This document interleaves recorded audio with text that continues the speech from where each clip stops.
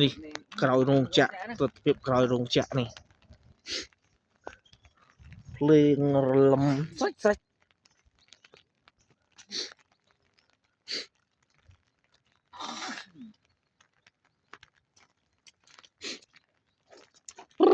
ចា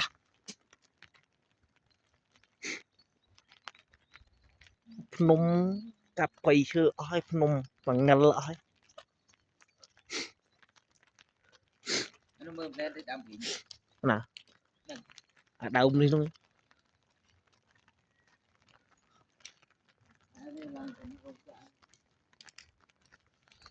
នោះរោងចក្រស្រាបៀរចិត្តកន្លែងធ្វើការ